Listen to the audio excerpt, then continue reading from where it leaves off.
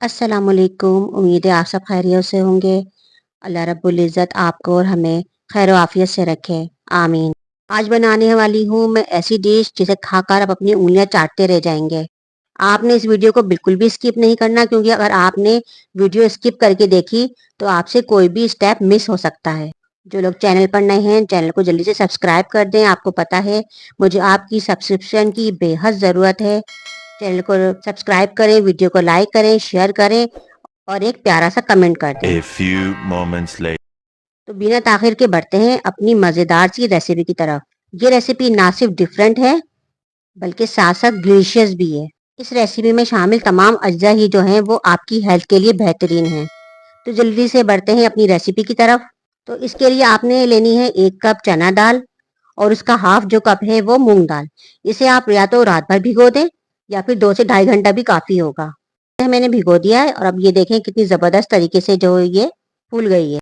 अब ये बहुत आसानी से जो है वो मिक्सी में भी पीस जाएगी। अब लेंगे ये आधा कप मूली के पत्ते, फ्रेश पत्ते हैं।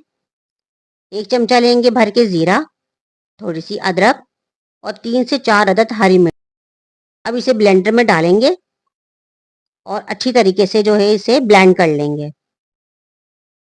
ये देखें कितना ज़बरदस्त सा मिक्सचर जो है हमारा रेडी हो चुका है। इस मिक्सचर को हमने इतना जो है वो फेंटना है कि ये ठीक हो जाए।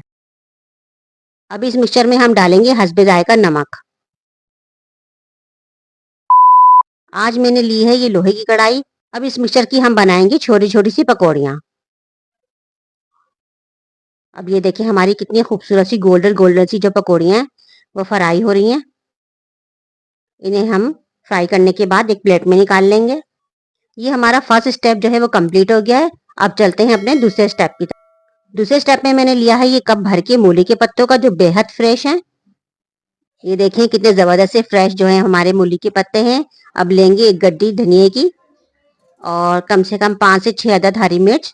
हरी मिर्च आप अपने टेस्ट के मुताबिक भी ले सकते हैं, लेकिन ये चटनी थोड़ी सी तीखी होनी चाहिए तभी अच्छी लगती है, इसलिए आपने जो है वो इतनी हरी मिर्च ले लें काफ़ी होगी। 8 से 10 अदद लहसुन की कलियां, छोटा सा अदरक का टुकड़ा, इन सबको हम मिक्सी में पीस लेंगे।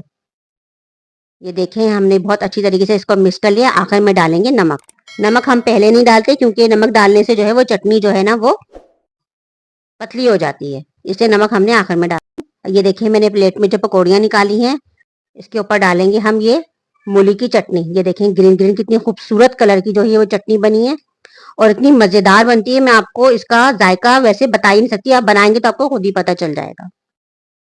और ये आधी मूली ली है मैंने, इसे कद्दूकश कर लें और इस कद्दूकश की हुई मूली को इस चटनी के ऊपर आपने जो है वो इस तरीके से डालना है जिस तरह से मैं डाल रही हूँ। अब ये डिश जो है हमारी कंप्लीट हो चुकी है और अब ये देखें आप इस तरह से इसको ट्राई करें, ये इस तरह से खाएंगे। ये एक बाइट मेरी तरफ से आपके लिए। आप यकीन करें इतने मज़े की और इतनी डिलीशियस जो है वो ये डिश बनती है कि आप खाएंगे तो आप हैरान रह जाएंगे। अल्हम्दुलिल्लाह हमारी मज़ेदार सी जो डिश है वो तैयार हो गई है। आप एक बार खाकर देखें, आपको बेहद पसंद आएगी। उम्मीद करती हूँ फ्रेंड्स आपको मेरी आज की वीडियो, आज की रेसिपी पसंद आई होगी। अगर आपको ज़रा सी मेरी वीडियो, मेरी रेसिपी पसंद आए तो मेरे चैनल को सब्सक्राइब लाजमी कीजिएगा, वीडियो को लाइक कीजिएगा, शेयर कीजिएगा अपने दोस्तों के साथ। मिलते हैं अपनी नेक्स्ट रेसिपी, नेक्स्ट व्लॉग के साथ, नेक्स्ट वीडियो के साथ। जब तक के लिए मुझे इजाज़त दें।